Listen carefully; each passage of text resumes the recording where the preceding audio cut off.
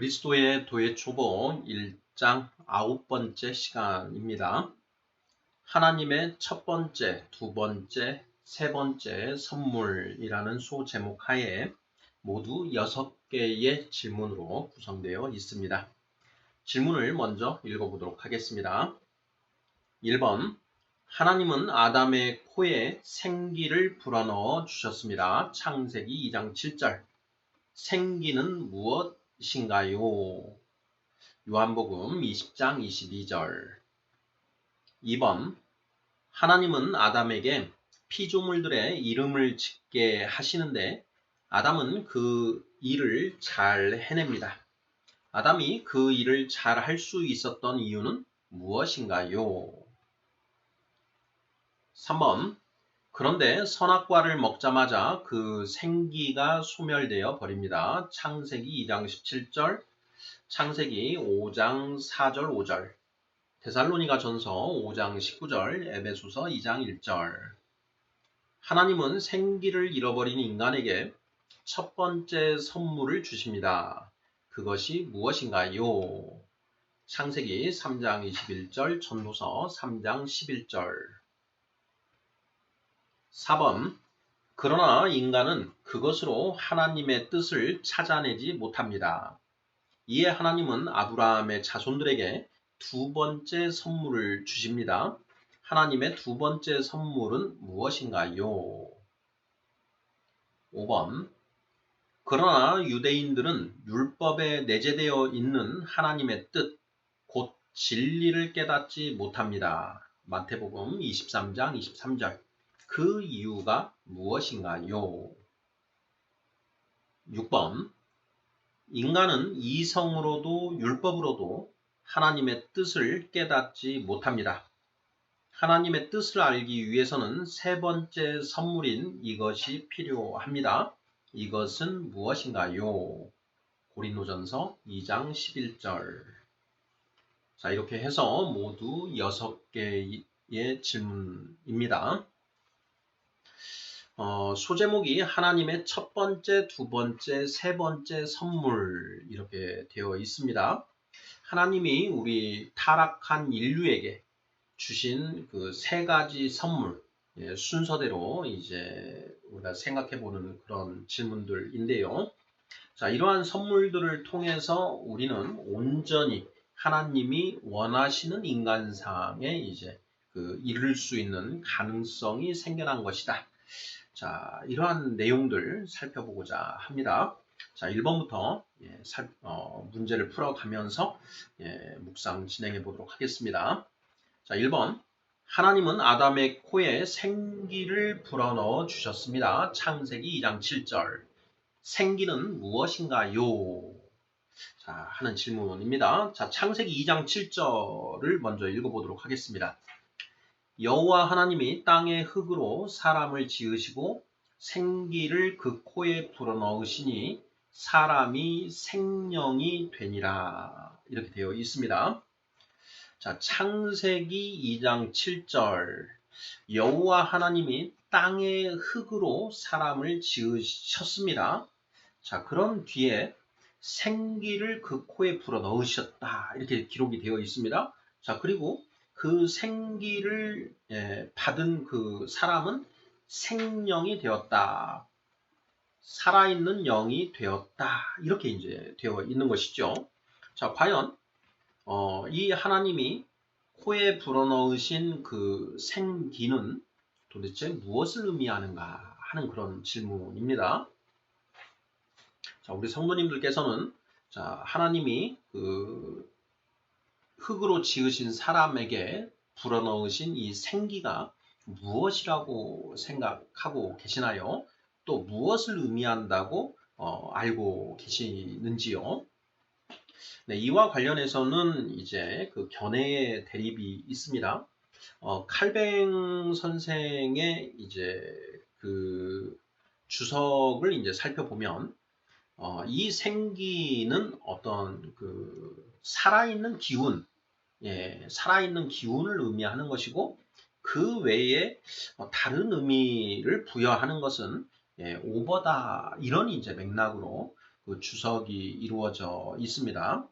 자, 그런데 오늘날 이 생기에 대해서 이제 그 풀이하신 분들의 이제 그 내용들을 살펴보면 이 생기는 성령을 가리킨다.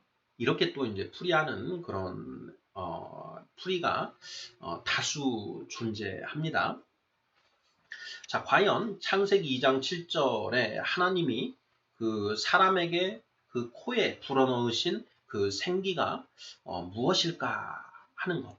예, 이 문제에 대한 이제 우리가 답을 찾아봐야 되고요.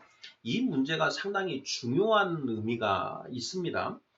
이것이 이제 어떻게 보면 우리가 성경을 전체적으로 이해하는 데 있어서 굉장히 또 하나의 중요한 키가 되는 그런 이제 질문이기 때문인데요.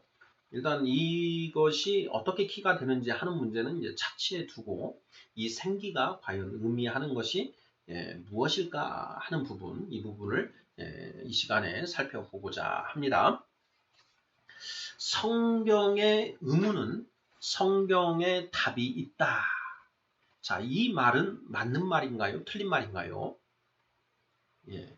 우리가 성경을 읽으면서 우리가 생각할 수 있는 그런 의문들에 대한 답은 이제 성경에 반드시 답이 있다.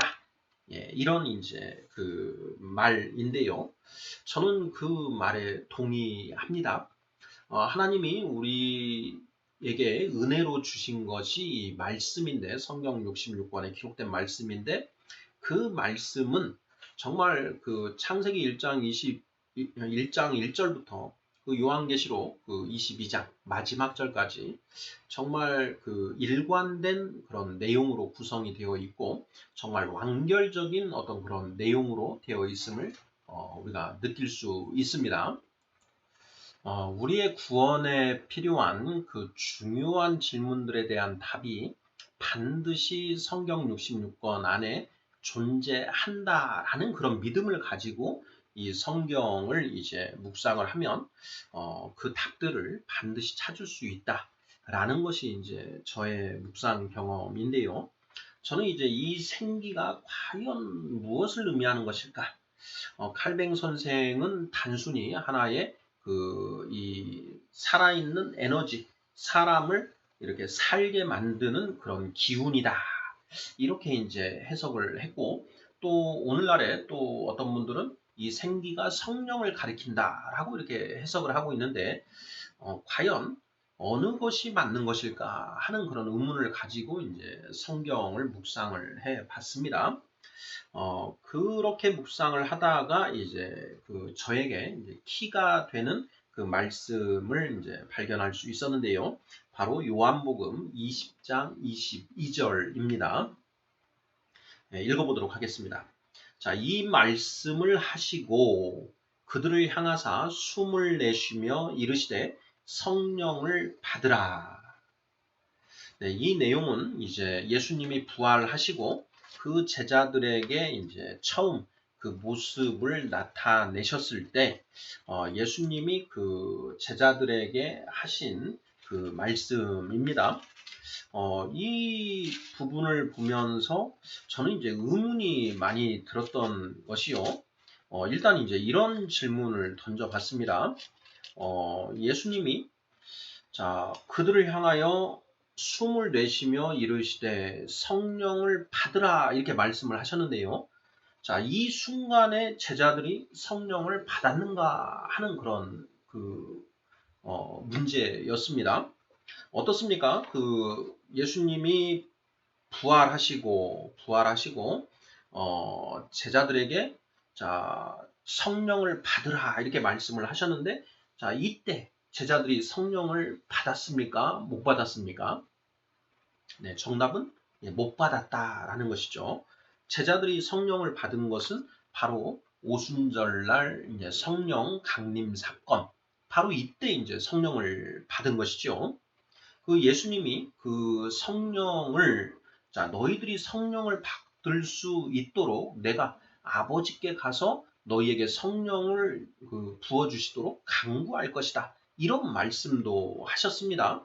그러니 예수님께서 부활하신 것으로 우리가 성령을 받을 수 있게 된 것이 아니라 승천하셔서 하나님 아버지께 그 예수 그리스도를 믿고 세례받은 자들에게 성령을 부어달라라고 이제 그 예수님이 하나님께 간구를 하고 그 간구를 하나님이 받아들이셔서 이제 그 성령을 이제 베풀어 주신다라는 것이죠. 그 첫 번째 사건이 바로 오순절 성령 강림 사건이다라는 것입니다. 자, 그러면 여기에서 우리가 생각해 볼 수 있는 것은요. 부활하신 그날 저녁이거든요. 안식 후 첫날 저녁 때에 그 제자들이 유대인들을 두려워하여 모인 곳의 문들을 닫았더니 예수께서 오사 이렇게 되어 있습니다. 그러니까 부활하신 첫날 제자들이 모여 있는 그 곳에 오셔서 너희가 성령을 받으라 이렇게 말씀을 하셨다라는 것이죠.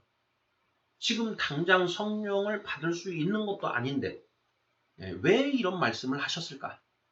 실질적으로 사도행전 1장 8절을 보면은요, 예수님이 이제 부활 승천하시기 직전에 제자들에게 이런 말씀을 하십니다. 자, 읽어보겠습니다.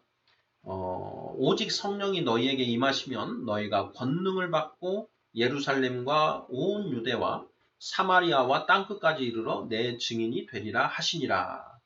자, 그러면서 5절에서는 자, 4절을 보면은요. 사도와 함께 모이사 그들에게 분부하여 이르시되 예루살렘을 떠나지 말고 내게서 들은 바 아버지께서 약속하신 것을 기다리라. 5절 요한은 물로 세례를 베풀었으나 너희는 몇 날이 못되어 성령으로 세례를 받으리라 하셨느니라. 이렇게 말씀을 하셨습니다.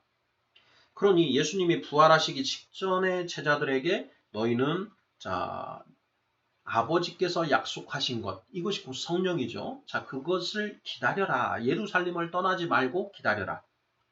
자, 몇 날이 못되어 성령으로 세례를 받으리라. 이래 말씀을 하셨다라는 것입니다. 그러니 예수님께서도 자, 성령을 제자들이 언제 받게 될 것인지에 대해서 구체적으로 알고 계셨다라는 것이죠. 그리고 지금 당장 예수님이 이렇게 성령을 주실 수 있는 것도 아닌데 자, 숨을 내쉬며 이르시되 성령을 받으라 이렇게 말씀을 하신 것이죠. 저는 이 대목을 읽으면서 예수님이 왜 이런 말씀을 하셨을까? 지금 당장 성령을 주실 수 있는 것도 아닌데 이런 의문을 가져봤습니다. 자, 그러면서 이제 제가 이런 그 묵상의 결론은 무엇이었냐면 예수님은 기회만 오면 제자들에게 뭔가를 가르쳐 주시려고 안달하셨다라는 것입니다. 제자들이 그 떡을 놓고 배에 탑니다. 그러니까 그 오병이어 내지는 이 4천 명에게 떡을 이렇게 만들어 주신 그 기적, 그걸 행하신 이후에 그 제자들이 떡을 놓고 이제 그 배에 탄 그 모습을 보신 예수님이 제자들에게 너희는 바리새인들과 사두개인들의 누룩을 조심하라 라는 이 말씀을 하십니다. 자, 그 말씀을 왜 하셨는가? 바로 그 제자들에게 그 누룩이 무엇인지 가르침을 주기 위해서 하셨다라는 것이죠. 그래서 제자들이 결국 깨달은 게 무엇이냐면 그 떡의 누룩을 가리키는 것이 아니요 바리새인과 사두개인들의 그 가르침, 교훈을 의미한다라는 것을 깨닫게 되지 않습니까? 자, 이 말씀을 통해서 우리는 무엇을 알 수 있느냐? 출애굽 당시에 하나님이 자, 무교절을 이제 만드십니다. 무교절을 제정을 하시고 너희는 그 무교절의 첫날 너희 집안에 있는 모든 누룩을 내버리라. 자, 그리고 일주일 동안 누룩이 들어가지 않은 무교병을 먹어라. 이런 이제 그 주문을 하시죠. 명령을 하셨습니다. 자, 그 누룩을 내버리라 라는 것이 도대체 무슨 뜻인가? 그 말의 의미를 유대인들은 온전히 깨닫지를 못했습니다. 그래서 그 출애굽 1세대가 가나안 땅에 들어가지 못하고 40년 동안 그 광야를 떠돌다가 결국은 다들 육의 죽음을 맞이하는 것 아니겠습니까? 그 누룩의 의미, 누룩을 내버리라고 했는데 그 누룩이 무엇이냐? 그것은 곧 애굽 땅에서 너희가 주워들은 그 애굽의 악하고 악한 가르침, 그리고 오래된 묵은 가르침들, 거짓 가르침들을 의미한다. 그런 것들을 너희가 모두 내버려라. 왜 내버려야 되느냐? 너희가 애굽 땅에서 400년 넘게 종살이를 하다가 이제 하나님의 인도하심에 의해서 너희가 이제는 애굽 땅을 나와서 하나님의 예비하신 땅 가나안으로 들어가는 하나님의 너희가 이제 백성이 되었으니 애굽의 그 거짓 가르침들은 모두 내버리고 이제 하나님의 가르침으로 너희가 채워져야 된다. 하나님의 가르침으로 채워지기 위해서는 먼저 너희 안을 가득 채우고 있는 세상의 거짓 가르침들을 모두 내버려야 된다라는 것이다. 라는 것이죠. 자, 이것을 유대인들은 깨닫지 못합니다. 그래서 형식적으로 정말 이 실제 문자적인 의미의 누룩은 내버리되 그들의 머릿속을 채우고 있는 세상의 거짓 가르침은 그대로 갇힌 채 계속 나아간다라는 것이죠. 바로 그 거짓 가르침들로 인해서 그 광야에서 하나님께 계속 배역하는 그런 패역적인 그런 그 행위들을 하는 것이고 그 결과 그들은 가나안 땅에 들어가지 못하고 결국 광야에서 모두 생을 마감하는 그러한 어떤 불운한 결론을 맞이하게 된다라는 것이죠. 자, 이러한 의미를 사도 바울 선생은 고린도전서 5장에서 명확하게 선포를 해 주십니다. 자, 고린도전서 5장 6, 7, 8절인데요. 읽어보도록 하겠습니다. 6절 너희가 자랑하는 것이 옳지 아니하도다. 적은 누룩이 온 덩어리에 퍼지는 것을 알지 못하느냐. 7절 너희는 누룩 없는 자인데 새 덩어리가 되기 위하여 묵은 누룩을 내버리라. 우리의 유월절 양 곧 그리스도께서 희생되셨느니라. 8절 이러므로 우리가 명절을 지키되 묵은 누룩으로도 말고 악하고 악의에 찬 누룩으로도 말고 누룩이 없이 오직 순전함과 진실함의 떡으로 하자. 이렇게 되어 있습니다. 자, 여기에 누룩을 세상의 가르침 내지는 하늘의 가르침으로 바꿔서 읽어보도록 하겠습니다. 6절 너희가 자랑하는 것이 옳지 아니하도다. 적은 하늘의 가르침이 온 덩어리에 퍼지는 것을 알지 못하느냐. 이 6절의 누룩은 좋은 의미로 저는 이해가 됩니다. 예수 그리스도라고 하는 그 누룩이 온 덩어리에 퍼져서 너희가 이 칭의를 받고 점점 거룩하여지는 것이니 너희를 자랑하는 것은 옳지 않다. 이런 의미로 읽혀지고요. 자, 7절 너희는 원래 누룩이 없는 자이다. 원래 그 세상의 누룩, 세상의 거짓 가르침이 없는 자였으니 새 덩어리가 되기 위하여 새 사람이 되기 위하여 묵은 누룩을 내버리라. 묵은 세상의 가르침들을 내버리라. 우리의 유월절 양 곧 그리스도께서 희생되셨느니라. 예수 그리스도께서 희생되셨다. 8절 이러므로 우리가 명절을 지키되 무교절 명절을 지키되 묵은 세상의 가르침으로도 말고 악하고 악의에 찬 세상의 가르침으로도 말고 그런 세상의 가르침이 없이 오직 순전함과 진실함의 떡으로 하자. 이렇게 이해가 된다라는 것이죠.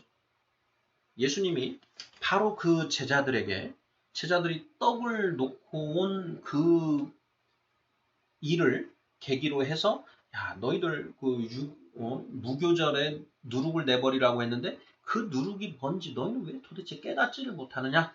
자, 그 답을 내가 너희에게 힌트를 주겠다. 이렇게 해서 제자들이 그 누룩이 그 떡의 누룩이 아니요 바리새인과 사두개인들의 교훈을 이야기하는 것이었구나. 누룩이 교훈이구나 라는 걸 깨달았다라는 것이죠. 자, 이것처럼 하나님이 사람을 지으시고 생기를 그 코에 불어넣으셨는데 그 생기가 무엇인지를 깨닫지 못하고 있으니 예수님이 이때 부활하시고 첫날 오셔서 이 성령을 받으라 숨을 내쉬며 이렇게 힌트를 주셨다라는 것입니다. 사실 예수님은 성령 시대를 열기 위해서 이 땅에 오셨지요. 예. 자, 모세는 율법 시대를 열었고 예수님은 성령 시대를 열었다. 이거 뭐 우리가 많이 살펴봤습니다.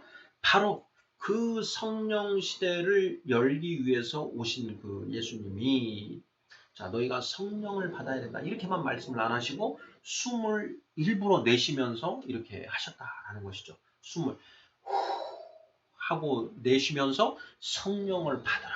이렇게 말씀하셨다. 이게 도대체 왜 그러신 거냐? 창세기 2장 7절에 생기를 그 코에 불어넣으셨다. 이 생기가 바로 성령을 의미하는 것이다. 라는 것을 가르쳐 주시는 것 아니겠느냐. 이런 것입니다. 자, 이것뿐만 아니라 또 뭐 성경의 근거들이 있습니다. 아담이 자, 이 생기를 받았던 그 아담에게 하나님이 창세기 2장 17절에서 네가 선악을 알게 하는 나무의 열매는 먹지 마라. 그것을 먹는 그날에는 죽으리라. 이렇게 말씀을 하셨지요. 자, 그런데 창세기 5장 5절을 보면 아담은 930살까지 살게 됩니다. 창세기 5장 4절 5절. 자, 아담은 셋을 낳은 후 800년을 지내며 자녀들을 낳았으며 그는 930세를 살고 죽었더라. 이렇게 되어 있습니다. 선악과를 먹고도 930세까지 살다가 죽었다라는 것이죠. 그럼 이 말은 자, 네가 선악을 알게 하는 나무의 열매를 먹는 날에는 반드시 죽으리라.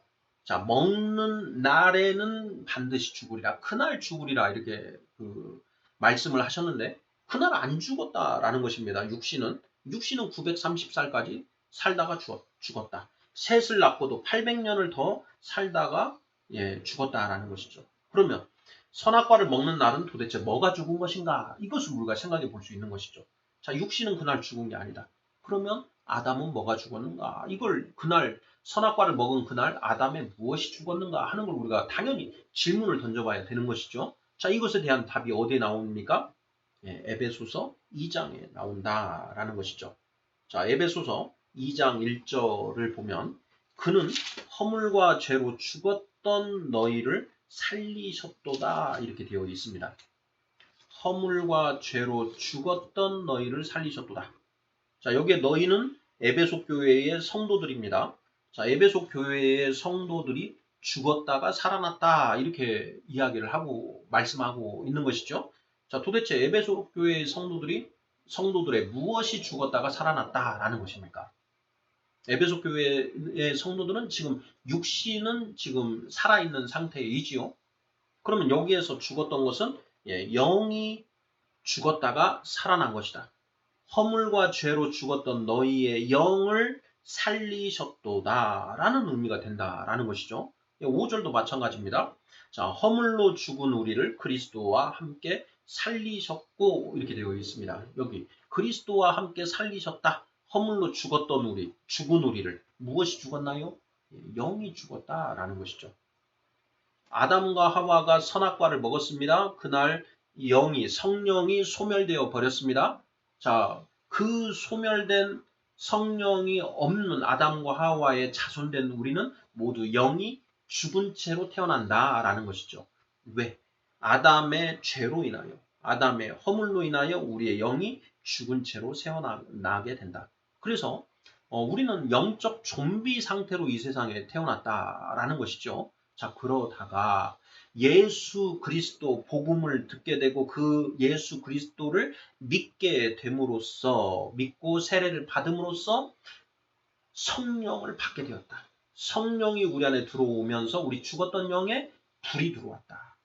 살아났다라는 것이죠. 예. 바로 그 이야기가 그는 허물과 죄로 죽었던 너희를 살리셨도다. 이 의미 아니겠습니까? 그래서 신약 성경에는 자, 계속해서 너희가 칭의를 받고 그 보증으로 성령을 주셨다. 너희가 살아나게 되었다. 이 얘기들을 반복적으로 쓰고 있는 것 아니겠습니까? 자, 이 말씀, 근거로 보더라도 그 아담이 선악과를 먹는 그 죄로 인하여 죽었다. 무엇이 죽었느냐? 영이 죽었다라는 것을 알 수 있다라는 것입니다. 그래서 자, 1번 문제. 하나님은 아담의 코에 생기를 불어넣어 주셨습니다. 자, 생기는 무엇인가요? 자, 성령을 의미한다. 이렇게 이해를 하는 것이 맞지 않을까. 이렇게 생각을 해봅니다. 자, 이 생기를 이제 성령으로 해석을 할 때 성경에 이제 많은 그 맥락, 전체적인 그 맥락들이 이제 쉽게 풀어지게 되는 것도 있는데요. 그런 것들은 이제 앞으로 차츰 살펴보도록 하겠습니다. 자, 2번 문제 보겠습니다. 자, 하나님은 아담에게 피조물들의 이름을 짓게 하시는데 아담은 그 일을 잘 해냅니다. 아담이 그 일을 잘 할 수 있었던 이유는 무엇인가요? 자, 창세기 2장이지요. 창세기 2장에 하나님이 그 생물, 동물을 이제 지으시고 그 동물들을 아담에게 이제 끌고 가서 이름을 어떻게 짓나 하는 걸 이제 보시죠. 자, 창세기 2장 19절입니다. 여호와 하나님이 흙으로 각종 들짐승과 공중의 각종 새를 지으시고 아담이 무엇이라고 부르나 보시려고 그것들을 그에게로 이끌고 가시니 아담이 각 생물을 부르는 것이 곧 그 이름이 되었더라. 아담이 모든 가축과 공중의 새와 들의 모든 짐승에게 이름을 주니라. 이렇게 되어 있습니다. 자, 하나님이 흙으로 각종 들짐승과 공중의 각종 새를 지으시고 아담이 뭐라고 부르는지 보시려고 이끌고 가셨다. 아담이 각 생물을 부르는 것이 곧 그 이름이 되었다. 이렇게 되어 있죠. 20절에 아담이 모든 가축과 공중의 새와 들의 모든 짐승에게 이름을 주었다. 이렇게 되어 있습니다. 자, 아담이 코끼리는 코끼리, 두더지는 두더지. 이렇게 그 각 짐승들, 동물들의 정말 특성에 딱 걸맞는 그런 이름들을 갖다가 이렇게 탁탁 지어준다라는 것이죠. 아담이 그걸 어떻게 할 수 있었는가? 어떻게 할 수 있었는가? 고린도전서 2장을 통해서 우리가 그 답을 알 수 있다라는 것이죠. 자, 고린도전서 2장 10절부터 한번 읽어보도록 하겠습니다. 자, 고린도전서 2장 10절. 오직 하나님이 성령으로 이것을 우리에게 보이셨으니 성령은 모든 것, 곧 하나님의 깊은 것까지도 통달하시느니라. 11절. 사람의 일을 사람의 속에 있는 영 외에 누가 알리요? 이와 같이 하나님의 일도 하나님의 영 외에는 아무도 알지 못하느니라. 12절. 우리가 세상의 영을 받지 아니하고 오직 하나님으로부터 온 영을 받았으니 이는 우리로 하여금 하나님께서 우리에게 은혜로 주신 것들을 알게 하려 하심이라. 13절도 읽어보겠습니다. 우리가 이것을 말하거니와 사람의 지혜가 가르친 말로 아니하고 오직 성령께서 가르치신 것으로 하니 영적인 일은 영적인 것으로 분별하느니라. 이렇게 되어 있습니다. 아담이 어떻게 하나님의 그 마음에 쏙 드는 그런 이름들을 지을 수 있었는가? 그것은 하나님의 성령이 아담 안에 있었기 때문에 그 하나님의 그 뜻을 아담이 잘 헤아려서 하나님의 깊은 것까지 통달하고 계시는 그 성령님의 도우심으로 그 이름을 하나님 마음에 쏙 들게 잘 지을 수 있었던 거 아니겠는가? 성경은 그렇게 말하고 있다라는 것입니다. 자, 이번 문제. 하나님은 아담에게 피조물들의 이름을 짓게 하시는데 아담은 그 일을 잘 해냅니다. 아담이 그 일을 잘할 수 있었던 이유는 무엇인가요? 저의 답은 성령의 조명하심이 있었기에 이렇게 좀 답을 했습니다. 3번 문제 보겠습니다. 자, 그런데 선악과를 먹자마자 그 생기가 소멸되어 버립니다. 하나님은 생기를 잃어버린 인간에게 첫 번째 선물을 주십니다. 그것이 무엇인가요? 이런 질문이지요. 자, 아담이 선악과를 먹는 바람에 이 성령이 소멸되어 버렸습니다. 자, 성령이 소멸된다. 어떻게 받은 성령이 소멸될 수도 있는가? 예, 데살로니가전서 5장 19절. 성령을 소멸하지 말며 이렇게 되어 있다는 것이죠. 자, 우리 안에 들어온 그 성령이 소멸된다라는 것이죠. 자, 그리고 그 성령을 하나님이 거둬가시기도 한다라는 것입니다. 자, 사무엘상 15장을 보면 예, 온전히 순종하지 않은 사울에게 예, 사울의 성령을 하나님이 이제 거두어 가시죠. 예, 사무엘상 16장 14절입니다. 자, 여호와의 영이 사울에게서 떠나고 여호와께서 부리시는 악령이 그를 번뇌하게 한지라 이렇게 되어 있습니다. 여호와의 영이 사울에게서 떠나고 여호와께서 부리시는 악령이 그를 번뇌하게 한지라. 자, 사울은 그 사무엘의 기름 부음을 받았고 그 기름 부음을 받은 이후에 그 하나님의 성령이 크게 임하게 됩니다. 그래서 이제 이 사울이 선지자 가운데 있다. 이런 이제 그 내용도 이 사무엘 상에 보면은 기록되어 있는 것이죠.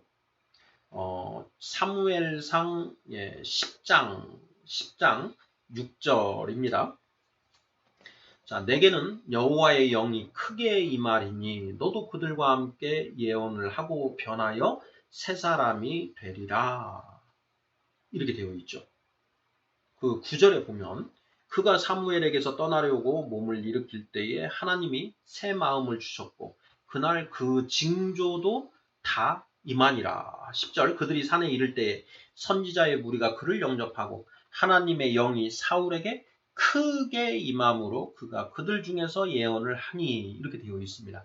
사울이 하나님의 성령을 받았다라는 것이죠. 자, 그랬는데 방금 우리가 16장에서 본 것처럼 그 하나님의 영이 사울을 떠났다 이렇게 되어 있는 것이죠. 예.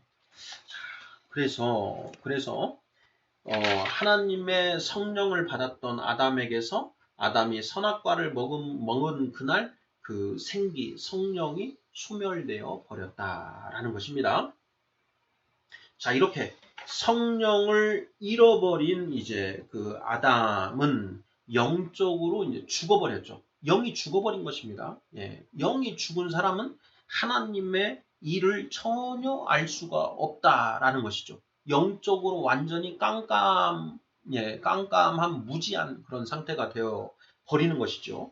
자, 그러한 아담에게 하나님이 첫 번째 선물을 주셨다. 무엇인가? 예, 바로 창세기 3장 21절.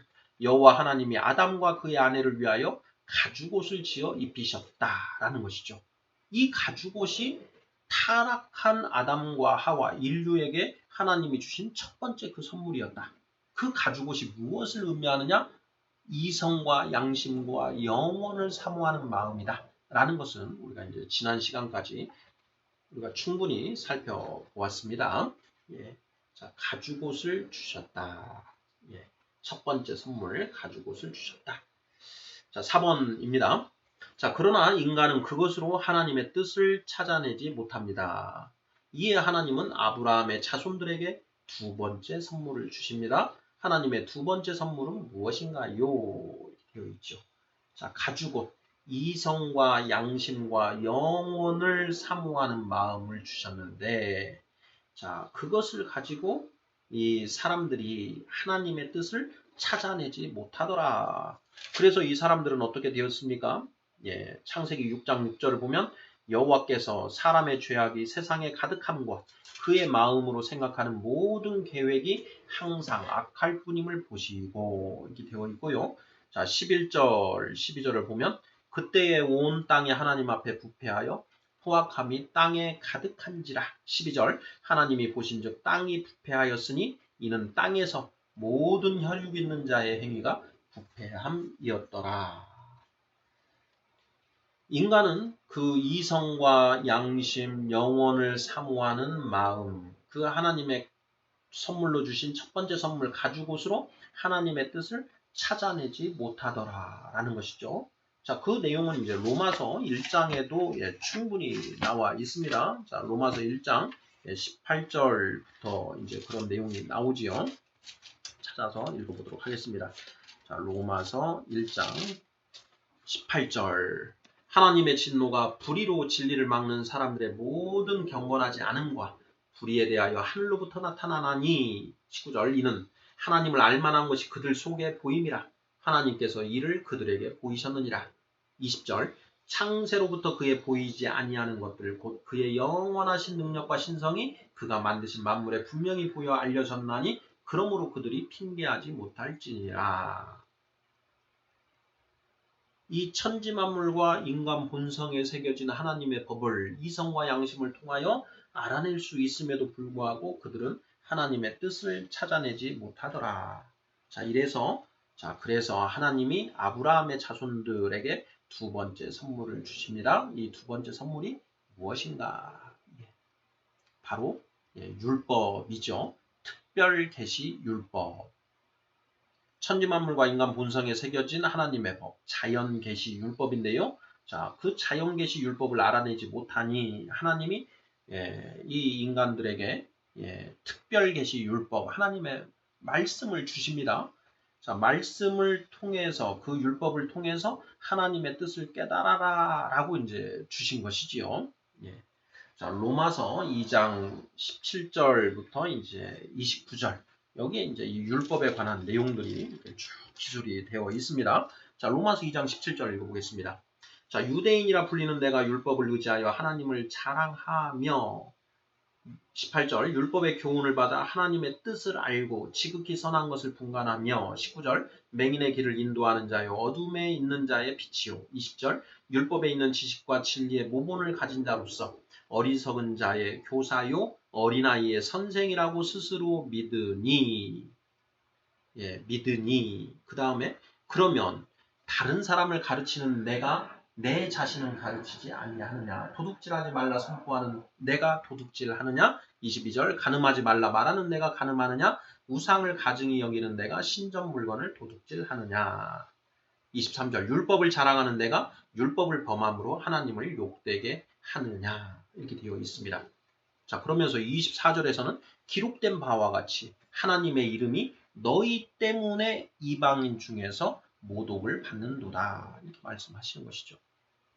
자, 그들은 유대인 이스라엘 사람들, 이스라엘 백성들에게 모세를 통해서 율법을 주셨는데 그들은 그 율법을 받았음에도 불구하고 그 지식과 진리의 모본인 율법을 가지고 있음에도 불구하고 하나님의 뜻을 알지 못하더라. 그리고 선한 것을 분간하지 못하더라. 이런 얘기죠. 하나님의 두 번째 선물은 무엇인가요? 율법. 5번.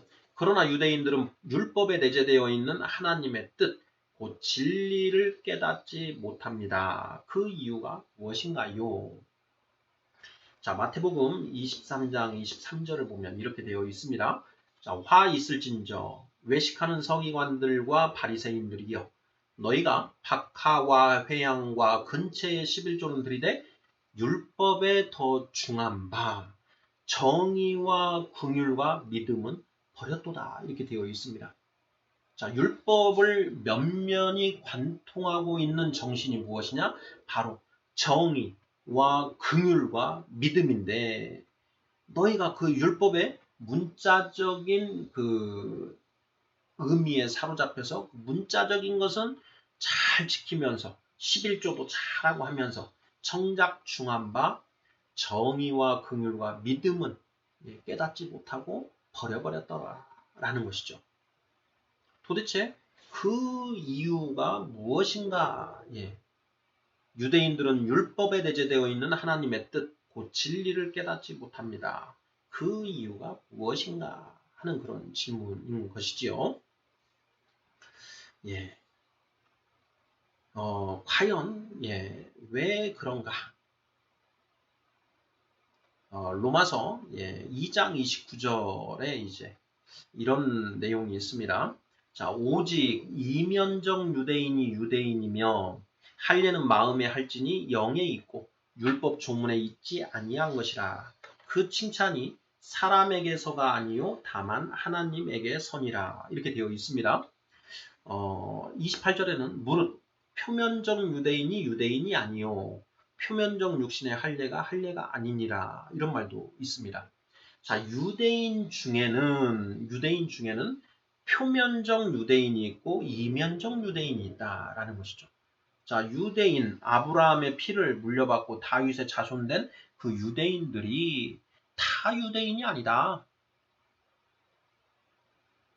육신의 혈통만 지니고 있는 자들은 표면적 유대인에 불과한 것이고 마음의 할례를 받은 자들이 이면적, 내면적인 유대인이다. 이렇게 쓰고 있는 것이죠.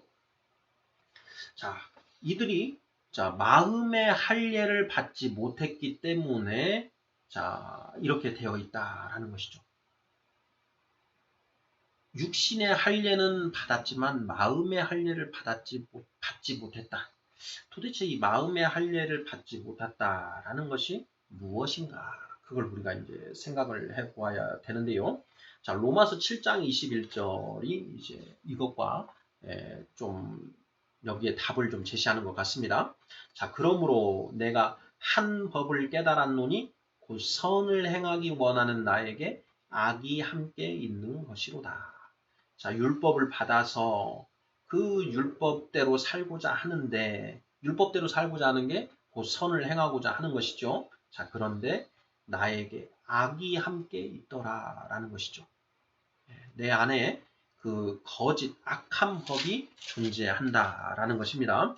자, 로마서 7장은 이제 율법 세대에게 이제 그 율법 세대의 그 실상에 대해서 기록한 그런 내용이라고 할 수 있는데 그 내 안에 있는 율법을 받아서 그 율법대로 살고자 하지만 그렇게 하지 못하는 그 육신의 문제가 무엇이냐? 바로 그 육신 안에 죄의 법이 있다라는 것이죠. 육신이 사망의 몸이다라는 것입니다. 자, 왜 그들은 이 율법에 내재되어 있는 하나님의 뜻을 깨닫지 못하는가? 자, 이 문제에 대한 답이 이제 6번을 통해서 명확해집니다. 6번 보겠습니다. 자, 인간은 이성으로도 율법으로도 하나님의 뜻을 깨닫지 못합니다. 하나님의 뜻을 알기 위해서는 세 번째 선물인 이것이 필요합니다. 이것은 무엇인가요? 자, 우리가 고린도전서 2장 11절 이미 한번 살펴봤는데요. 다시 한번 읽어보겠습니다. 사람의 일을 사람의 속에 있는 영 외에 누가 알리요? 이와 같이 하나님의 일도 하나님의 영 외에는 아무도 알지 못하느니라. 이렇게 되어 있습니다. 자, 율법은 하나님이 주신 것이죠. 그 율법은 선한 것입니다. 성경에서 바울 선생이 율법은 선한 것이다 라는 얘기를 직접 엄명을 하고 있습니다. 좋은 것이다, 율법도. 자, 문제는 율법에 있는 것이 아니라 우리에게 있는 것인데, 자, 우리 안에 성령이 없기 때문에 하나님의 뜻을, 그 좋은 율법을 가지고도 하나님의 뜻을 깨닫지 못한다라고 이렇게 쓰고 있는 것이죠. 자, 고린도전서 2장 12절. 우리가 세상의 영을 받지 아니하고 오직 하나님으로부터 온 영을 받았으니 이는 우리로 하여금 하나님께서 우리에게 은혜로 주신 것들을 알게 하려 하심이라. 하나님이 우리에게 은혜로 주신 것들이 무엇입니까? 바로 말씀, 율법이지요. 그 율법의 뜻을 온전히 깨닫게 된다. 성령을 받음으로 성령을 받아야만 그 율법의 면면이 흐르는 정의와 긍휼과 믿음을 깨달을 수 있게 된다라는 것이죠. 자, 진리와 그 모본이 되는 그 율법에 그것을 온전히 알 수 있게 된다라는 것입니다. 잠언 1장 23절이 바로 이제 고린도전서 2장 12절에 짝부가 되는 말씀인데요. 잠언 1장 23절. 나의 책망을 듣고 돌이키라. 보라, 내가 나의 영을 너희에게 부어주며 내 말을 너희에게 보이리라. 나는 지혜입니다. 하나님의 지혜가 곧 예수 그리스도이시죠. 자, 예수님의 책망을 듣고 돌이키라. 보라, 내가 나의 영을 너희에게 부어주어 성령을 부어주어서 내 말을 하나님의 말씀을 너희에게 보이리라. 하나님은 곧 지혜이시기도 하신 것이죠. 자, 그래서 자, 잠언 1장 23절. 내 영을 너희에게 부어주며 내 말을 너희에게 보이리라. 이것이 바로 말씀을 조명하는 성령님의 본질적인 그 사역을 의미하는 것이죠. 자, 요한복음 16장 13절도 바로 답을 보여줍니다. 자, 그러나 진리의 성령이 오시면 그가 너희를 모든 진리 가운데로 인도하시리니 예수님이 이렇게 천명하셨습니다. 진리의 성령이 오시면 그가 너희를 모든 진리 가운데로 인도하실 것이다. 성령을 받아야만 우리가 하나님의 말씀을 온전히 깨달아서 하나님의 뜻을 알 수 있게 된다라는 것이죠. 그래서 이 성령이 곧 하나님의 세 번째 선물이다라는 것입니다. 하나님의 타락한 인류에게 주신, 타락한 인류가 거룩한 존재가 될 수 있도록 주신 첫 번째 선물은 이성과 양심, 영원을 사모하는 마음이고요. 두 번째 선물은 율법, 특별계시 율법이다. 세 번째 선물은 성령이다. 자, 이 모든 것을 우리는 다 가지고 있죠. 오늘날 크리스찬들은 이 세 가지를 모두 다 볼 수 있는 것입니다. 구약 성경을 통해서 하나님의 율법을 볼 수가 있고, 그리고 성령을 주셔서 그 성령님의 조명하심 하에 성경 66권의 말씀들을 온전히 깨달을 수 있는 것이고요. 우리 안에 이성과 양심이 그대로 있지 않습니까? 네, 이것을 가지고 함께 이게 상호, 시너지를 일으켜서 하나님의 뜻을 온전히 깨달을 수 있게 되고 그럼으로써 우리가 점점 장성한 자 되어 간다라는 것이죠. 그렇게 해서 성화의 과정을 통해서 점점 날이 갈수록 거룩해져 가는 것이다 라는 것입니다. 자, 그리스도의 도의 초보 1장 9번째 순서로 하나님의 첫 번째, 두 번째, 세 번째 선물에 관하여 알아보았습니다. 아멘.